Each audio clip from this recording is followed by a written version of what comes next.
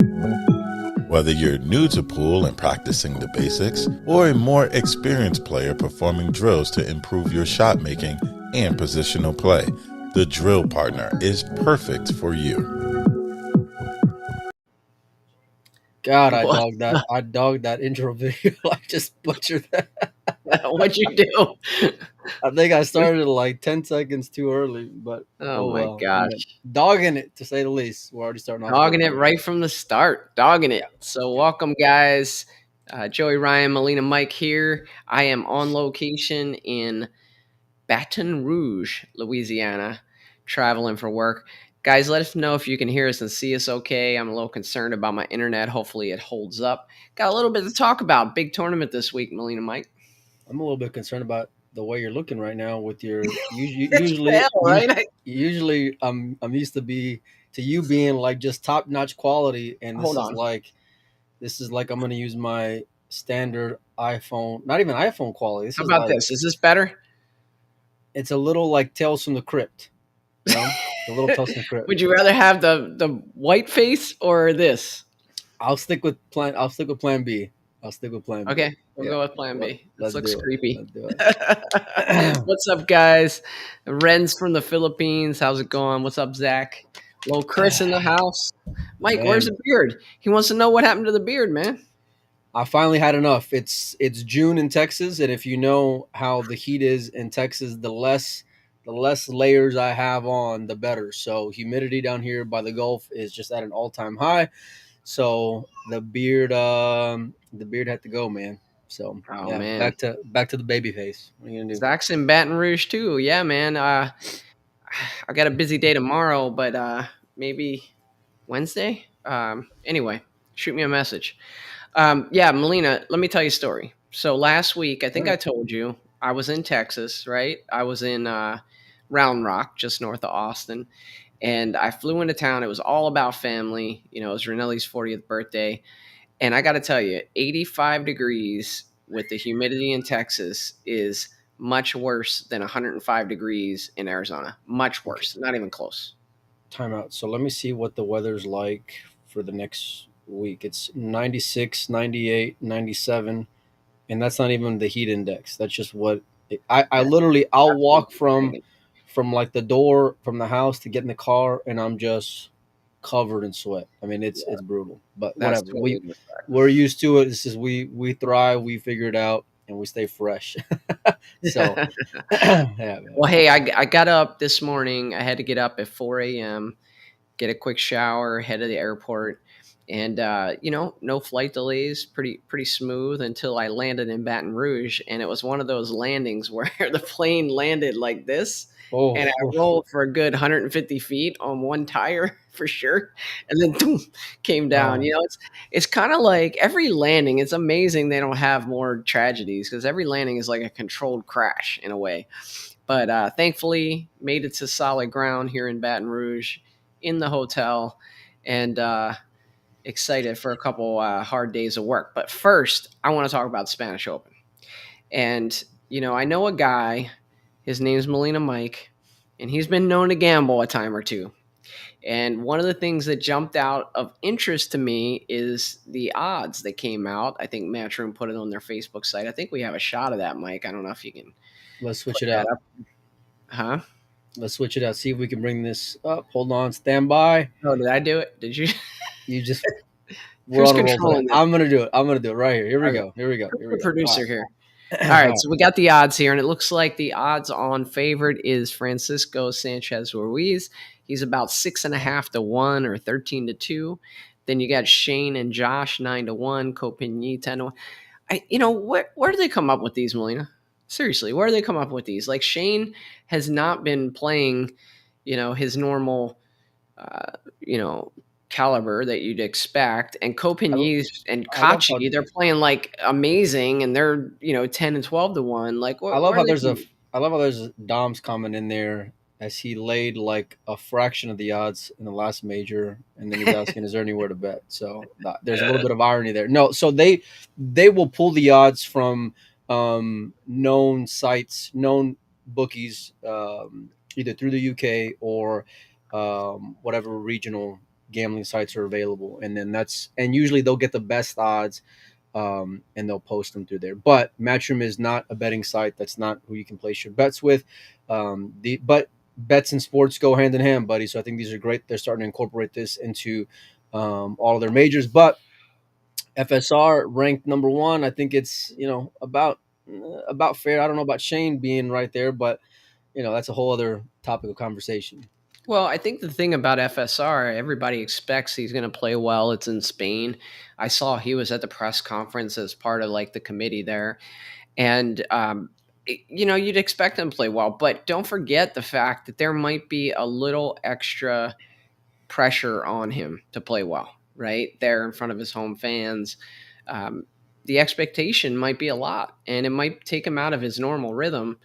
Just with the fact that he's expected to do well, he's expected to win the event. At least I'm sure from the fans there in Spain. So Well, I mean, with the success this guy's had, I'm not going to say the pressure's going to get the better of him, and because he seems to thrive when the pressure is at its, torqued up about as high as it can be, no matter where you're located on the globe. The guy just seems to find a way to win, right? Whether it's a world championship or U.S. Open, you name it. The guy is just a through and through winner. Now, when you play in front of your people, it's a little different, right? And I get what you're saying there. But he had his father there at the Mosconi Cup. We saw, yeah, so, and it wasn't just his father. He had a group of guys from Spain that were there rooting him on. about So 15 or so.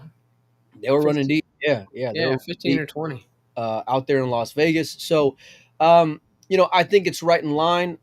What concerns me about Fran, it's not so much the betting odds, it's his break the way that I saw it in the last event. I think it's great enough to sustain him through, let's say, 32, even 16. But his break did not seem to be the imposing break that I've seen over the last year and a half. It just looked a little off. So that's something that I'm going to be keeping an eye on. I'd imagine he'll be on the TV table early and frequent in that event. So Yeah, well, you and I are going to do a last longer. We're also going to do a dark horse. But first, looking at these odds, if you were going for, the best bet on the board here, what do you like? oh, that's a good question. Yeah, I'm gonna go with guys with success and proven track record and momentum. Guys that stand out to me, the obvious World Pool Master in Copigny at 10-1.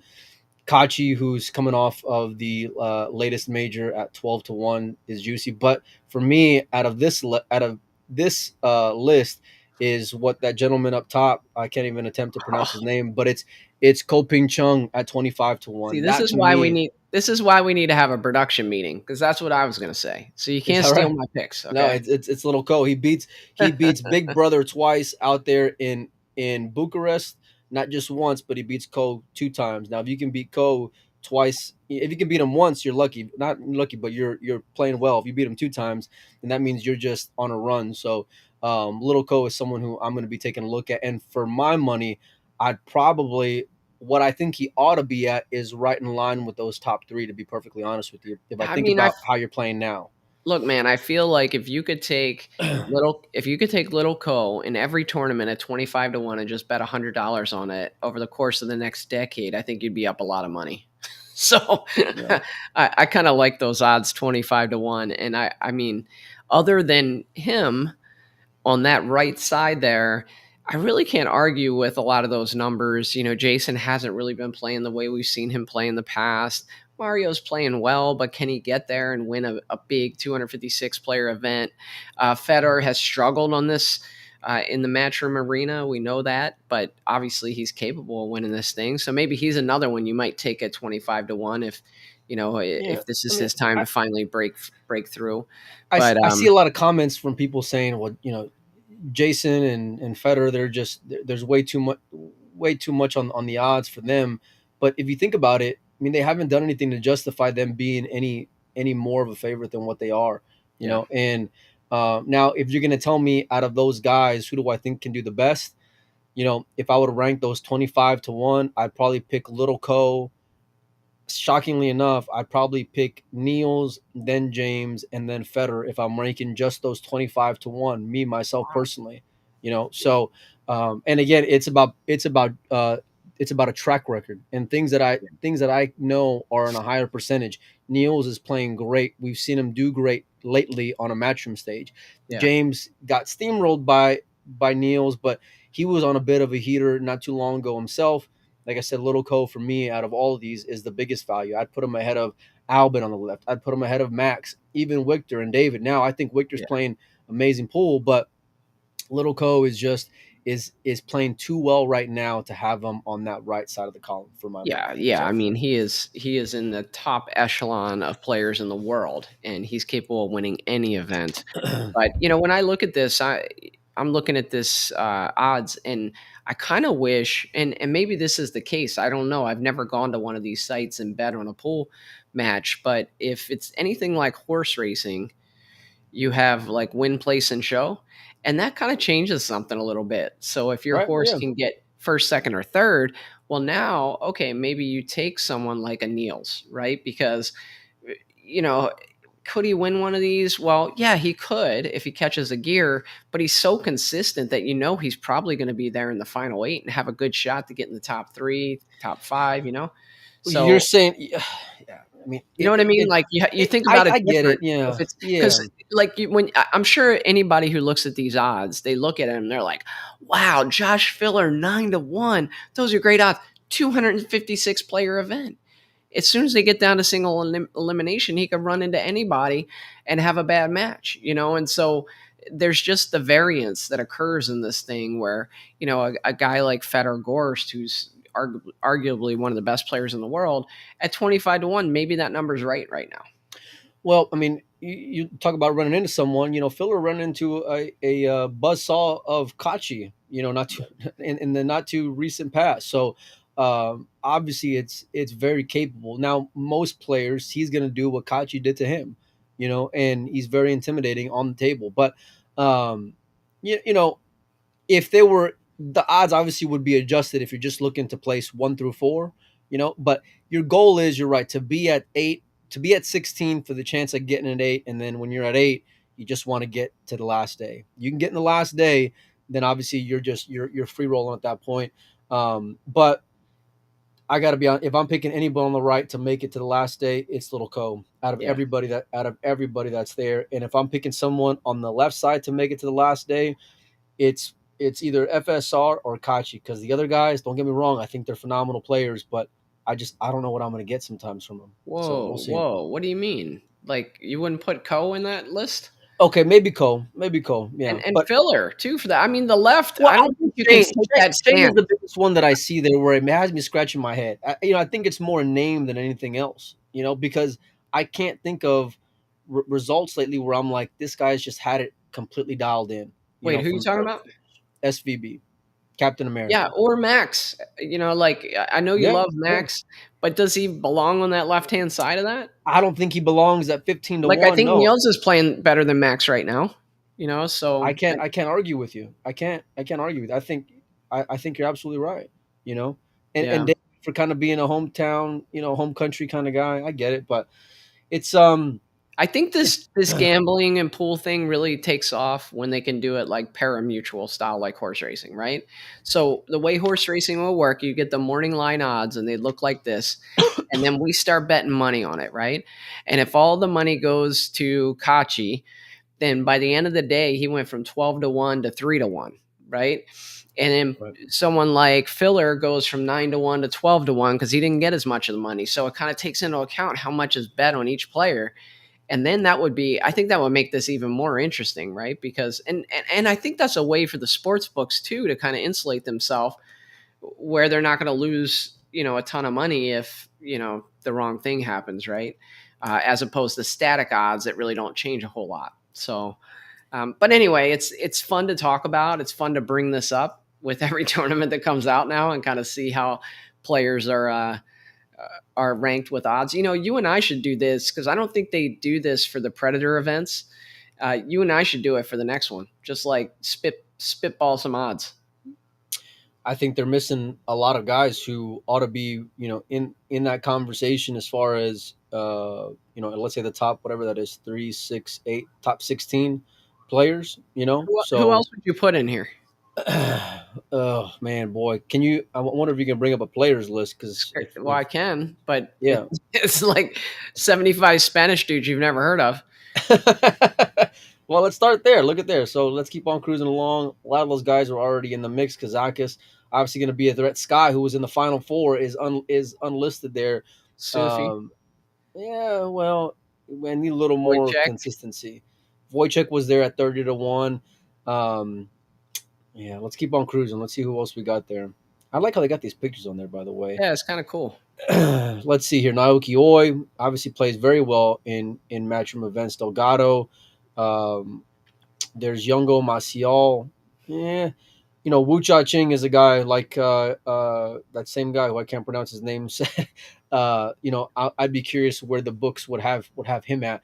He's going to be unranked, and if you look at the brackets, he's got a potential second round matchup with Wojciech that is just going to be as juicy a matchup as you can ask for in that second round. And if they win, if you look at how they've done it recently, they're probably going to be playing 2 rounds in the one day, so they'll be playing that second matchup same day. So yeah, it's pretty exciting stuff. Imrod's been known to go deep in this event, and I bet you his odds are going to be sky What do you high. mean in this event? Isn't this Well, the first not year in of this this event. In event? in in the in the in the let's say last You're six dogging it. months ish. You're He's dogging it. been he's been playing real well. Yeah. Um, yeah. No, one thing I went through all the brackets and I looked. First of all, there's not really hardly any intriguing first round matchups, right? It's just the way it is in a seeded event. You're not going to see any real tough matches.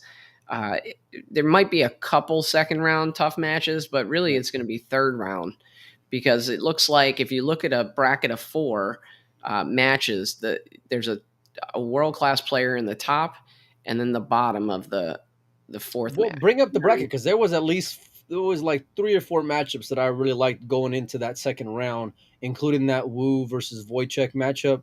Um, I want to say a potential Wang Can versus Federer in that second round as well. This So gets this gets a little tough to see if I make it too big because we'll get a match room pop up here, which I know Emily's working on. But so we got FSR against another Spaniard. Yeah, it's just see like it seems like this first match you're gonna have a marquee player, and then you're gonna have two matches without a real marquee look, player. Although Nick Riku's there, we know how good he can play, and then you're gonna have another kind of seeded player. Malai just played well in that Bucharest event. He's got the potential of upsetting FSR in that second round as well. A lot. He's going to be a massive underdog to Francisco. But if you want to talk about guys who are playing great today, that guy's playing pretty solid, and he's an unknown Greek, not an unknown Greek player, but he hasn't been around in a little while. Yeah. So Hey, Melina, do you know the answer to Jared's question? We can bet these from the U.S., right? Or no? no, no, Okay, so you'd no. have to get a VPN, and then you probably can. Yeah, yeah. uh, yeah. So I was looking at these, Mike, and I don't really see. There's a couple intriguing matchups to me. I'll let you know when I spot them, but they're really not um, any barn burners. What I would call like, let's see, That's the one right there. That Wu and Wojciech area right there. Because Wu is unranked, right. he's got a good chance at facing Wojciech in that second round. That's gonna be a great matchup. That's a matchup that you're gonna want to see. That's a matchup that you're definitely going to be seeing on table number one if it gets there, because that guy and those two meeting up could be easily a quarterfinal kind of range of tightness. And that one's tomorrow as well. So they're going to play the first round at I don't even 11:30. Have you figured out the time zones, Mike? Yeah, I've been talking with Matt. I got to go back and look through my messages, but yeah, there's an obvious time So difference. I there's want an to say early between 6 match and 8. and then the Why is your second match. why is your mouse freaking out, dude? Your mouse Oh, I don't know. is tripping me out here, buddy. There's your boy Max Lechner. One thing I was struck by as I went through these brackets before is just the real international feel of this event. Obviously, it's in Europe and it's in Spain. You're going to have a bunch of players from Spain, but then there's also a ton of European players and a bunch of Asian players and Middle Eastern players, as well as a Well, few Americans sprinkled in. the Chinese national team is collectively unranked. So however many they have there, I want to say 4 or 5 guys are unranked. Now, if you follow pool, you outside of Taiwan, China would probably be 1A if not 1B. And to have those guys unranked is really going to change the way that the game is being played. I would not be surprised to see, three of those guys in the final, let's say 16 kind of field, man. They're that talented. Yeah, Oscar didn't make the trip, correct? No, he's not in Spain. Neither is Darren, from what I've seen on that. I know he said he pulled up. So Yeah, and we talked about Shane Wolfert not making the trip out.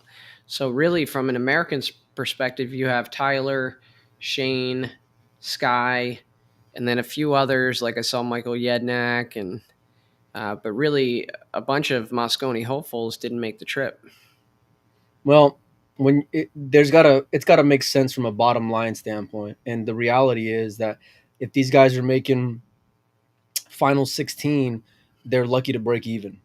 I mean, it's sad to say, but that's the reality of where the payouts and the prize pool is. I know that they can advertise it as, $200,000 or $300,000 prize fund, but final 16 is breaking even, and it's tough to get from 256 down to final 16. Yeah, and it's not in an area. I looked into maybe going to this event. It's not in an area of Spain that you would commonly think was easy to get to, right? It's not in Madrid or Barcelona or any of those areas. It's actually in the kind of northwest part of the country, and so it's kind of interesting. Federer Gorstraw's former Boston Celtics center Robert Parrish. Yo, your show, that's the best joke you've ever come up with since we started doing this show, man. Hey, by the way, do you want to talk about an upset? Yeah. Give me Wang Can over Federer in that second round. Really? Yep. Yeah. Okay. For sure. I think that's something to keep your eye on as well. Man, you're just dogging all over Federer tonight. No, it's not that. The guy ain't got his cue, number one, and number two. Whoa. What do you mean? He lost his luggage, he said in his Instagram. So he's coming back from the Philippines. Luggage is gone. Cue is gone. And then you got to face a guy like Wang Can in the second round. I know Wang Can ain't played on the Matchroom stage in years, but when he came over to the States, let's say 10 years ago, that kid was a monster of monsters. And if all you've been doing is playing Chinese 8-ball and sparring with Chinese players, that kid, I'd imagine he's going to be pretty sharp. I'm just going to go out on a limb. Look, Q-Tech's going to take care of Federer. Something's already being shipped overnight right now, guaranteed. You might have a better chance of getting his luggage. How deep do you think a kid like Jonas could go in this? Mike said that was kind of his dark horse pick to go deep in this event. I mean, he's got all the talent in the world. He's obviously going to have some pressure on him, being one of the, home country favorites. I think this is kind of like, out of all the Spanish players at the top ranks of pool, I think this is closest to him being like a hometown event for him. When we talked to him that night and interviewed him, I think he said that this was kind of his hometown.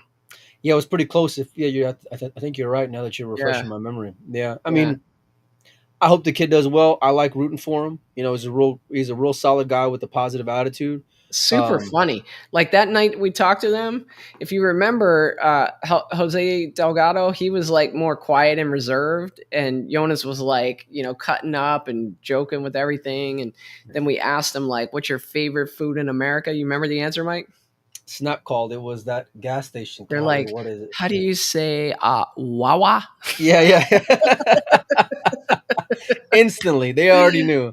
It was on the tip of their tongue, for sure. It was funny. Here's an interesting one. Maciel plays Marc Vidal, who is under the American flag now, but he's from Spain, so it'd be interesting. He's actually from Barcelona, the other side of the country, but he made the trip. Yeah, I think he has a pool room in Barcelona too, by the way, with diamond tables. Yeah. We had a real nice conversation about it out at the Derby, as a matter of fact. Yeah. So, a lot of the players who are going to be playing in the World Cup of Pool have made this trip. So there's SVB. He's going to be facing one of the, I don't know what country that is. What is? I don't know either. I've never seen Portugal? That flag in my life. Portugal. I think it's Portugal. That is not a Portugal flag. No, this is a Portugal flag. This is. No, I was talking about those two guys. I wasn't talking about the other one. Oh, I don't know who Gareth opponent is. Yeah, Esprit. Yeah. That's, if anybody knows that flag, let us know. You should know. You should know. You're a geography major, ain't you? Come on, man. Flags are tough. I know most of them. There, that's a great matchup right there. Sullivan Clark versus Thien or Kien, a Chinese player who ain't been over here in a minute. That's going to be a great matchup to watch as well. One half of the UK World Cup pool team and Elliot Sanderson. Keep Yeah, on cruising, Joey. Let's see what we can find right. out here. Jungo. I'm trying to find the match that I looked at and I said, "Oh, that's an interesting match." Let's see, where is it? So I'm sure we're going to be coming up to it, but it's that Kachi's little brother versus Mohammed Sufi. I got a message from John Francisco. Watches the show, great dude, plays pool all over the East Coast and travels a lot as well playing pool. He knows talent. Matter of fact, he's been running around with Marit. This is Kachi's brother? That's the kind of talent, that's the kind of eye that John has, right? He says, Mike, I seen that kid play. I forgot where he said, but he said that kid's a champion. That kid's gonna make a Cledio? run. Yeah. And we talked to Interesting. Kachi. Well, I talked to Kachi. This is going to get awkward. I talked to Kachi with Mike, maybe like a few weeks back. Kachi said his brother can play some. That's a matchup that I really want to see, Joe. Was that the guy that came out and hugged him and like they celebrated after he No, won? no, Oh. no, no. I think that was another brother, if I'm not mistaken. Oh, okay, because Yeah. my wife's watching it, and so she's got this incredible gift, which I think is kind of BS. But she's like, she can look at a face and be like, "Oh, that looks exactly like so and so. They must be brothers." And I'm like, "They are not. That doesn't look anything like them." And sure enough, they're brothers. Well, they She does look it with they look babies a all lot the time. alike. Like when a baby first comes out and Yeah. it's like 5 days old, and she'll look at it and she'll be like, "Oh my gosh, it looks just like Susan." I'm like, "No, it doesn't. It looks like an alien, just like all babies." It's crazy. Oh man, I hope Renelli gets to watch this episode. By the way, after seeing Oh that yeah, remark. she's streaming it right now at soccer practice, I'm sure. All right, there you go. Let's see. So the Oh, I event like kicks this. off tomorrow. What's that? Oh, there you go. You want Robbie Capito and Christina Zalteva. That's the That'd girl be a you did fun the one to watch. pool player podcast interview with. She went pretty deep in that WPBA event, and she played in that Bucharest Open in Romania. If Yeah, I'm not and she mistaken, didn't as do so well. good at Bucharest. A lot of jet lag. I want to say it was a quick turnaround. But yeah, she did pretty well, and I think she lost maybe the final four, the winner side, and then lost her very next match in WPBA. But she's knocking on the door. She's going to get there soon. You calling that to be the upset, Joe? No. No. Get a hold of yourself. Oh, you don't think she can beat Robbie? Oh, she can. Well- I'm looking through my options here. Well, this is a live show, Joe. By the way. Well, Gary, I thought we were looking through the brackets. You don't want to look through the brackets? We're down to 8 viewers. Yeah. Hey, remember this Gary Wilson guy? I think he's a snooker player because like he went deep in the UK Open, and I made a comment on somebody's post like Gary Wilson sounds like the beer league champion from Thursday nights or something, but apparently he is a good snooker player. I think Gary went like 6-6 with Francisco deep in that last event. So look out for James if they end up matching up. And because he's a snooker player, I'd imagine he'll probably be showcased on the live stream table as well. He usually is. Table. Yeah, Yeah. without a doubt. A lot of these second round matchups, as deep as the tournament is what I really got my eye on. It's not so much the first round because it's a lot of names versus unknowns. But after that, look out, man.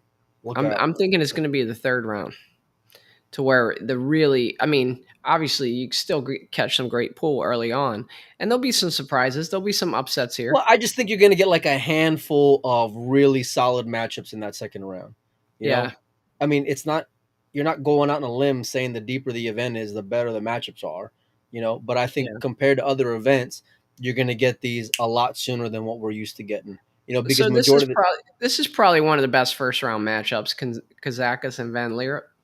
Yeah. John can play some. That's a decent, like when you're looking at these first round matchups, that's a pretty decent one. Well, wait, go up real quick. Who's Dang playing that second round? Oh wow, look at that. He's got Sky coming up next. That's gonna be a great second round matchup as well. Does he have Sky or does Sky have him? What do you mean? I don't know. What does that even mean? Oh, you're trying to tilt me already, buddy. I don't know.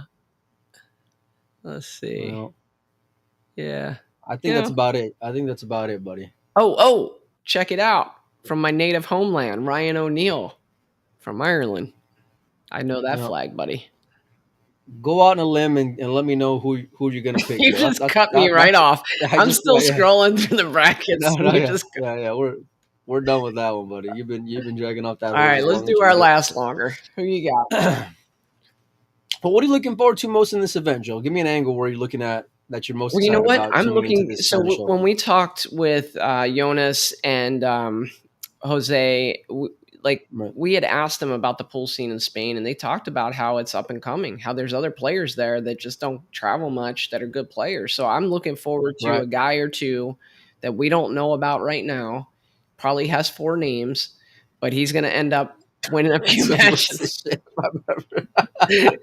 It's going to be like, Jose Rodrigo, anyway. He's going to win like 4 or 5 matches, get deep in this thing, and hit the radar. Right. Kind of like when FSR first hit the radar. And people are going to take notice. And What do you mean when FSR hit the radar? FSR has been on the world scene for over 10 years I now. know, but but he had to hit the radar to get there. I don't mean recently hit the radar. Oh man, you're on fire today, buddy. No, I'm You're thinking no, on seriously. dumpster I'm fire looking for today. some local talent and also those Chinese players. Like you said, we really haven't seen much of them. And so it's going to be really interesting to see how they do on the matchroom stage, how they do traveling to Spain. We know that there's just a ton of talent over there, and how it's going to display in this tournament will be interesting. We could be in a scenario where you might not have any Spaniards in the final 16. The field's just that deep and that talented. And we could end up seeing an all Asian final for all we know. Or who knows? Maybe Shane, comes and plays his best game, or maybe Sky tries to double down on that success he had recently and ends up making this his big event that he's going to win. Well, David echoed what I hate this what lighting. Delgado and Jonas said whenever we interviewed them. He said as much. There's a lot of guys That's so much better. uh, who don't have the ability to travel as much, but they can play very well, Yeah. and they can cause some waves. And if you followed the PRP event that they've had the last couple of years, you can see that that's absolutely right. They're not just saying it for the sake of like trying to pump up the flag. They're giving respect and credit where it's due. I think that they will be peppered with a lot of those Spanish flags going into that final 64 for sure. But I'm also with you in the sense that the Chinese are here, and those are the ones that I really want to watch play because we talk about a class of player, Joe. Right? I always say the 1% of the 1%ers, and then we talk about players who have their A game and B game and C games and how it can carry them through. I think a lot of those guys B and C games is a lot better than some of these guys A games. I think they're that talented. Now they haven't been around when this new break format was introduced, so that's going to be new form, and we know how vital that is to playing rotation pool. But after the break, being able to adjust, maybe their preparation leading into it, knowing the break, all these things I'm going to be keeping an eye on when it comes to these Chinese players. I think that they're going to make a decent run, not just in this event, but following that up with that World Cup of Pool where they're going to be unseated as well and could cause some waves. So, Correct me if I'm um, wrong, Mike, but going through the brackets, I really only saw one Filipino player. no, so it'll be Chua Oh, and Chua. and Right, uh, Chua. and Dodong. Yeah, Yeah. yeah, James and Right, and because they're in Johan. the World Cup. Okay. Right. Yeah. But there's a lot of guys who are missing from there that could, you could have another dozen plus players that could have the potential to snap this whole thing off if the Filipino contingent was in Spain right now. Yeah. You know, I, So, Molina, let's do our last longer, buddy. Who you taking? And what are we doing? Like, are we doing like favorites and then dark horse? Is that what yeah, we're we're doing? gonna do our last longer. That's gonna be our favorite. And well, we could I'll do a last longer on both. That'd be kind of cool. I'll age before beauty. All right, I'm gonna go with Copigny. You only get to pick the I'm favorite writing first. this Okay, down so you too. pick up. I'm going with Copigny. You're going with Copini. Yeah. Okay. Who are you taking? Well, if I'm going with favorite, and I'm going based off of the odds that we saw. Can you bring those back up, by the way, Joe? Is that possible? Yeah. Or are you still scrolling through the bracket? Yeah. Get ready to take the. Yeah. Hold on. I'm still scrolling, Mike. You just cut it right off. I did. I was over it, man. I was over it. Okay, so let me take a look. If I'm going with favorite, I'm going with momentum right now, and I'm gonna ride the wave. I'm gonna go with Kachi. You know, I don't think in the last few weeks he's lost that break. I know what he can do after the break. I know he's got a lot of tools to beat you, and I'm gonna stick to him. You know, I think he's that good, and that's who I'd put my money on as far as a favorite to make it through. So let's. Now you get to pick the dark horse first. Can I pick all of Team China? Nope. Is that an option? Negative. So I gotta pick one. Okay, so I cannot pick all of Team China. Which, by the way, I think I just got a message, and Paggy Line's playing the Chinese 8-ball event right now. Alex's manager Greg just sent me the link Is right it now. a free So that's pretty stream? dope. Should we just put it up here? It is. Yeah. Can we do that? I'll post it on the page right after we're done. If I'm going with dark horse, there's no other guy I'd put my money on outside of the phenom Wu Jiaqing. He's that talented. That's not a dark horse. He's unranked number let's one. Look up. Okay, he's got dark horse. no ranking points. Okay, number one, and he's not seeded in this event. I think that's about the definition of a dark horse. How many world championships does he have? At least two. At least two, like back to back, wasn't it? Yeah, something like that. Yeah. So what are you saying? I can't pick. Actually, I think he's got three. I think he's got 2 9-balls and an 8-ball or something. I don't know. Maybe you're right, but you know, I'm picking Wu. I don't know. You're gonna have to like fight me for it because I'm not gonna give it up. If you're allowed to pick Wu, I'm allowed to pick somebody like Chua. I don't even feel like this is dark horses. We're talking about great players. We don't even know what that means. Yeah. Well, I don't think Chua is like a dark horse. He's been playing match. Exactly. Same as Wu. No, absolutely not. Wu has not been playing matchroom events in the last 4+ years. You know? Which, by the way, I'm trying to get an interview with Wu. I don't think it's going to happen, but I'm hopeful. So we'll see. Okay. We'll see. Yeah, there's a lot of like red tape when it comes to dealing with Team China. So we shall see. Okay, now let's take a real dark horse. Let's take somebody that literally no one would pick to win this event.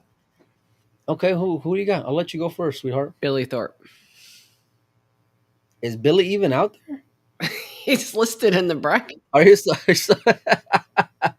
Let's bring back up the bracket. No, oh God, you're really going on a limb. Well, you know, picking Billy, ain't you? If he gets on a roll. So if he plays well, he's got the ability to snap this thing off. Is that what you're saying? If he wins enough matches, if he doesn't lose a match in this tournament, I think he'll do well. I'm gonna get a T-shirt made with that. If he wins enough matches, he might be able to win it. Joey Ryan. Oh, golly. No, I'm just gonna have your face on there. Man, I don't know, Joe. There's a lot of great guys who have the ability to snap it off. You know, I'd be more like maybe give me a guy like Aloysius. I was just gonna say him. Give me a guy like Yap. What's your thoughts on him? Because I remember it seemed like about a year ago he was on top of the world, wasn't he? He had won 2 of the Predator events, I think, and you know, had done really well in some matchroom events, and it seems like he's kind of had a little bit of a let up lately. He was in the final of the U.S. Open the year that Carlo won it. Mm-hmm. You know, not I think like 2 years ago. So, but you know, pool is very, and just sports in general is very, you know, what have you done for me lately? Yeah. You know, and pool's no exception to that rule. He's obviously better than like, you know, 90% of the field, right? But it's whenever you get down in the thick of it. And you know, I wouldn't be surprised if he made a run, but that like I would be less shocked if he made a run versus if a guy like Jason made a run. Because if I see a guy like Jason make a run, I haven't seen him do it, you know? So as interesting as that sounds, because Jason, by the odds standpoint, is more of a favorite, then yeah, when it comes to the old eye test, I would be real shocked to see Jason go on a bit of a heater. I'd be shocked to see even Victor go and get to like a final eight, final four kind of round. I think he's good enough to make the single elimination and then win a couple after that. But it's I want to see you do well on this stage. I know what you can do, but you got to have results. Yeah. So Yeah, I mean, it'll be interesting. There's a ton of names in here that could be in contention, and it'll be neat to see the way this thing plays out. I think the first two you, rounds, there's not going to be a whole lot of tough matchups. While you disagree, you think there's going to be some good second round matchups. I think the third round's where it's at.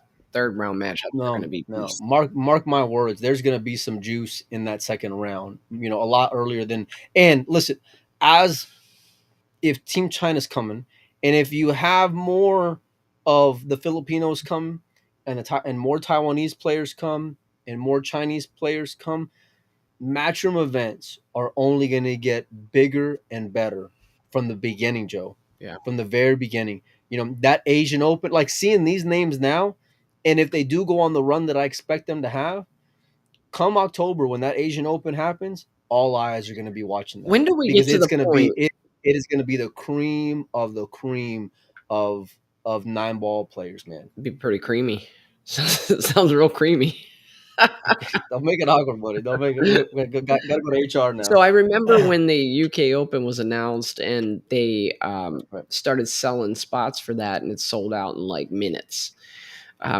What do you think Matchroom's long term plan is for that? Because like this event probably has 60 or so Spanish players in it. Some of them probably play my speed or semi pro or whatever, and just want to take a shot at it. What? They don't got any chance at going deep in the expo, Joe. We know that. Come on, man. Yeah, but you know what I'm saying. Like Come on. if like what you're saying, if more Filipinos come, if more Asians come, if more Americans come, at what point does Matchroom have to change their strategy a little bit about how players sign up for these events and how they hold spots for it? Like it's almost like Well, they do. They do. They will hold back a percentage of spots for name players and if you already have a ranking, that they do. But the world's only opening up more and more. Now, it's still from a number standpoint tough to justify for a lot of these guys to chase that carrot, and that's where you know, if more money were to be added, then you would really start seeing like just an amazing field from top to bottom. You could literally have a 128 that's top to bottom. I don't know, I can't give you a number, but a very high percentage of those players have the ability to snap it off because there's a number of guys and maybe a couple girls sprinkled in there like a Seamin Chin kind of type player or a Han Yu who could go deep playing with the boys. yeah. So but the numbers got to be right to justify these players traveling across the globe. So I don't And think right now it's just not. I'm not sure what the entry fee was, but it looks like 65th through 128th will pay $500. Okay, so those folks get $500, which I don't even know if that means anything. You know what I mean? Like Say that again. it says 65th place pays $500, meaning 65th through 128. Is Great. it worth it? So you're stuck $3,000 at that point if you're lucky. Right. Bring it up. Hold on. Let me turn this off, and then I'm gonna bring this back up here. And I mean, I'm fine with having that conversation. Yeah. So let me do just a quick little math here.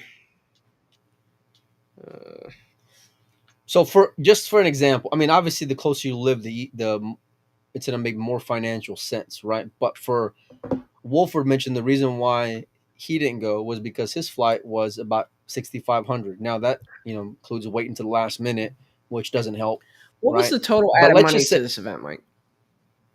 don't Does know, it say up here?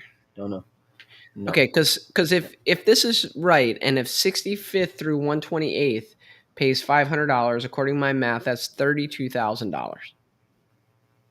Well, let's just say it was a $300 entry, 256. That's 77,000 right there.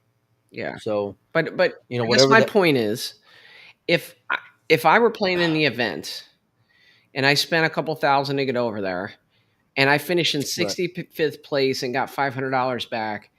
Like for me, I would feel like I don't know if I'd really even if I need that, like if you finish in the last 64 and get paid and Not, hold on, and not to mention you're going to get taxed too on top of that. yeah, So you're not well, even clearing 5. Matchroom recoups $32,000 they can distribute amongst the final 64 players.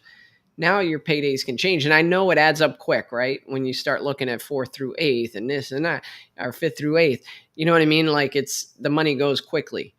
But just as a thought, like, do you even need this $500 for 65th through 128th place? Like, is Well, if would you're anybody be saying that pissed if they there's, finish in 65th place and didn't get paid?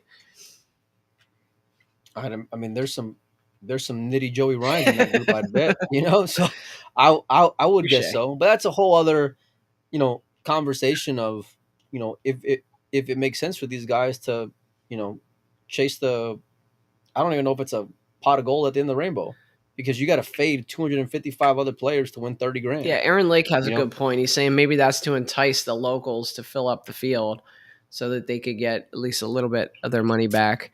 But I don't know. It's $32,000 if the math is right. How could we redistribute that money? Maybe first could pay Well, 35,000 and second could pay. there's plenty of guys with great ideas as far as how to handle pay distribution when it comes to pool. We've heard from a lot of those guys. Joey and I have, especially out in Las Vegas. I remember a very specific conversation with someone. But Oh boy, but yeah, I mean it's tough to justify for some of these guys. Justin, I'm not unless sure what the buy-in was. I asked Molina; he didn't know either. But I want to say it was around 1,000. 300. Oh, No, I really? want to say it was around 300. Yeah, Oh, yeah. wow. Let me see. Let me see. Oh, that's Oscar right now. Yeah, the real bulk of the expense comes from getting over there. So I mean, Well, you're gonna have hotel. You're gonna have food. yeah, You're gonna have, of course, the expensive flight to get over airfare, yeah. there. So there's a number of different things, and for a lot of these guys, even if you're making it majority of the field, right, outside of course, if you're in Spain, but for a lot of these guys, um, top 16 is maybe breaking even, or maybe you'll make a little bit of money. James Brinson says poker tournaments pay the top 10%. Are we paying too deep in these fields, Mike? Yeah, I think so. I do. But I don't want to be that guy. That's the other side That's of it, the Joe, tough part, right? Like, take a because guy there's like a lot of people with like great ideas on how it should be, and then players are saying that it needs to be deeper and not so top heavy. And I get it; they got to make a living, but yeah, this is a bit rough. take a guy who normally gets to like the final 16, but or maybe the final 32, but not guaranteed.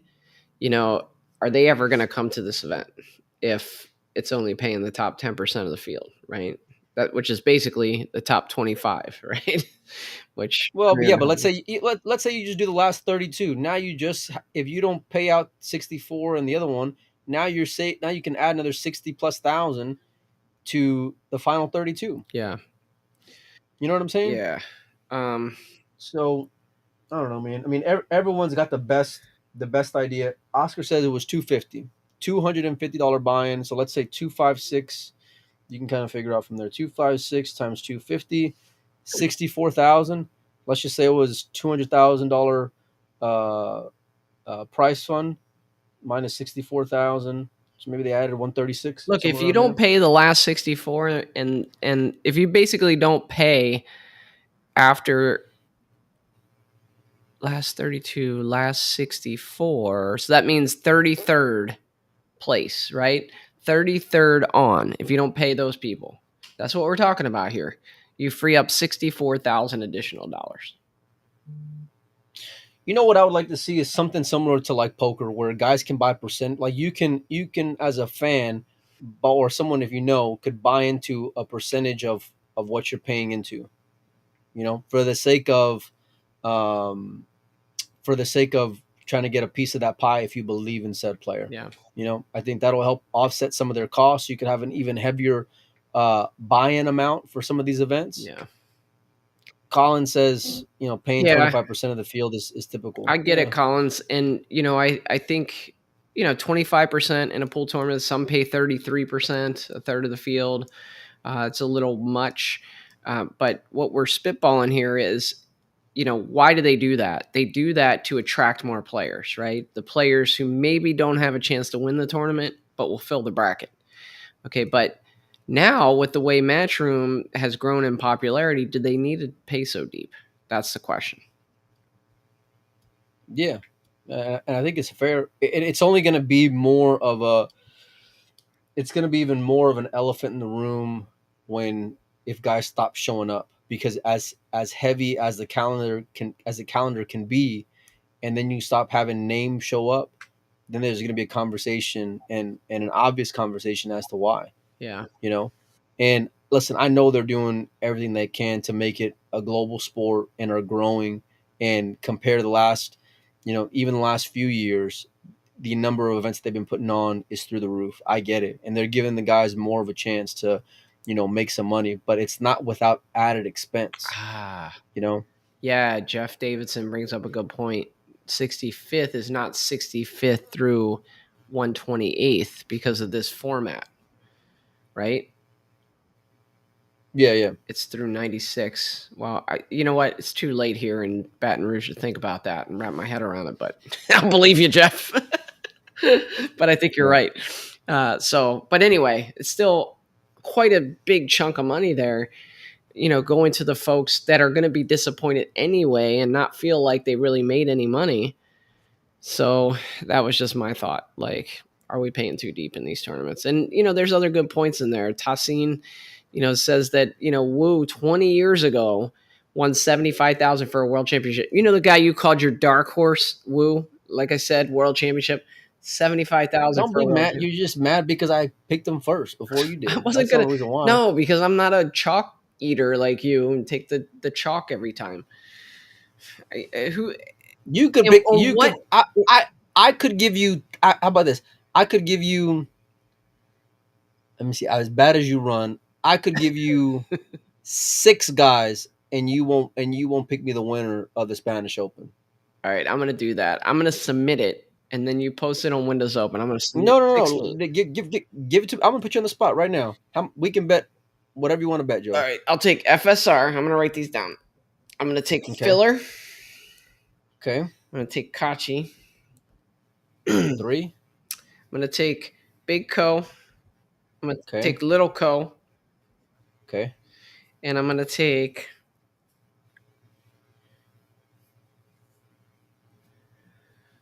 It's a live show. Hold on. Simmer down, sir. Simmer down. Hold on. What y'all can't see is Joey's scrolling through here. Look, we're looking at that bracket off camera. You gotta give me one more. Federer. Okay, that's my. Now you got 6. All right, so I got the field. So okay, what are we betting? Because I want to bet you on this. What are we doing? I don't know. Let's bet something. Let's bet something good. Well, like a nice steak dinner next time I see you? What are you talking about here? I don't know. Steak dinner's so lame. Well, what do you want to bet? I don't know. All right. Steak dinner, fine. We can bet steak dinner and 100. How about that? So you can get a little bit of cash and you can get a full belly. All right? How about that? Let's do it. We'll keep it nice and friendly. Plus I know I don't know if that's a good bet. Guys, let us know what you think. Is that a good bet? I picked those 6 players. Molina Mike has the field for the winner of this event for $100. Am I an idiot? I got the field, yeah. Tell me if I'm an idiot. Yeah, look at Tassini. He says Mario He snaps off his first one. Molina looks like a genius because he picks Mario He every time. It'll be this is going to be the one event when I don't pick Mario He, and he probably will snap it off. So there you go. It's going to be He versus Lechner in the final. Yeah. Raymond, did I make a bad bet there? Give me a guy who is a favorite that you think is going to have an early exit. How about that? Go on a limb. Put some spice on there, Joe. Shane. How about that? Shane. Wow. Yeah, a lot of Americans stop watching this show after the way No, I we mean I ran. like Shane. I root for Shane, but it just doesn't seem like he's got that killer instinct this year. We'll see. I hope I face off against him up in Washington. What I really hope. Oh yeah, people don't know we're going. Yeah, we're going. That's gonna be a fun event, right? Yeah. You wanna tell the folks about it? Yeah, it's Don Weir, right, Mike?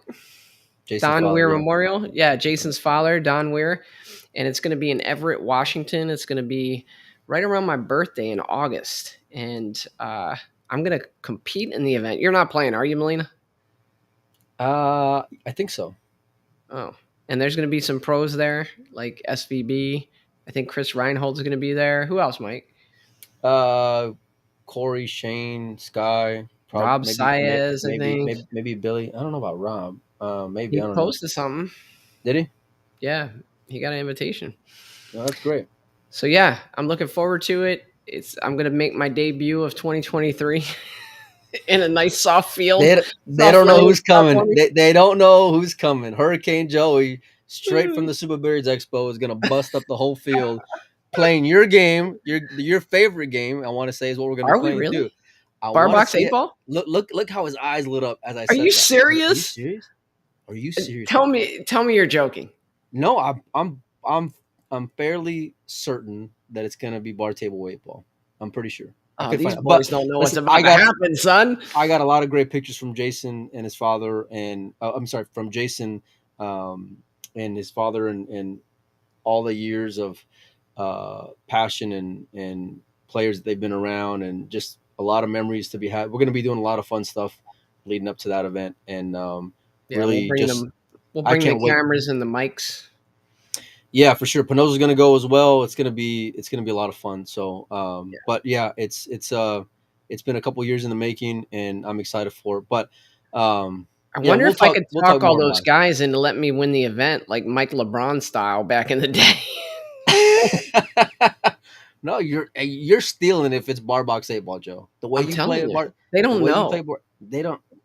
They have no idea. They're gonna learn today, son. Mike, one of my favorite moments ever on this show was when we had Shane Van Boning in the booth in Vegas.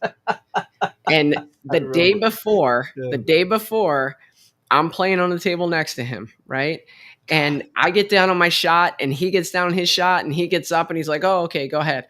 And he stands there and watches. But there's like 100 people on the rail watching this. As shot. Joey has told this story, the number of people on the rail has grown every single time. And in Vegas alone, he told that story probably like 18 or 19 times at a minimum. And I got a 90-degree cut shot on like 5-foot cut down in the corner, past the side pocket. It was crazy, right? Yeah.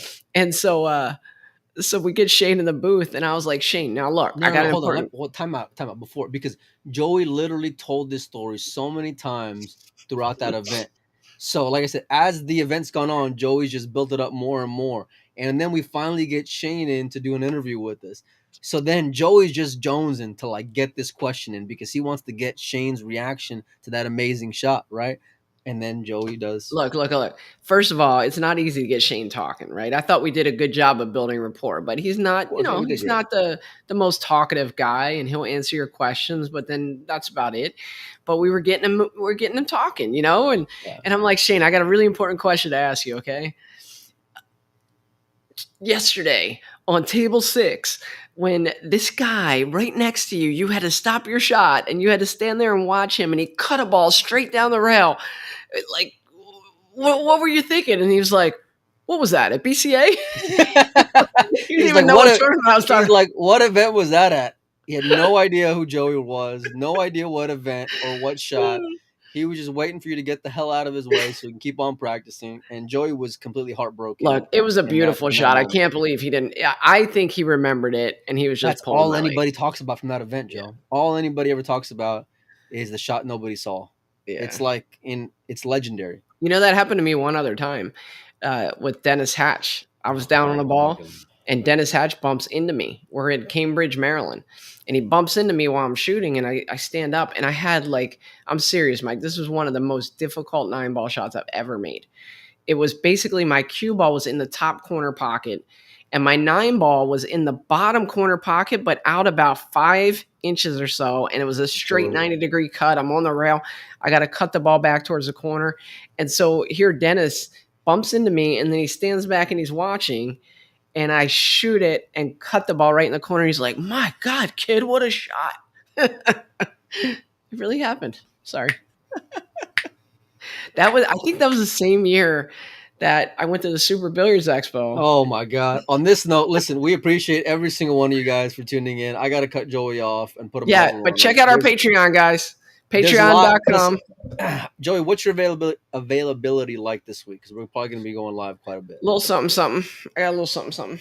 Especially in the evenings.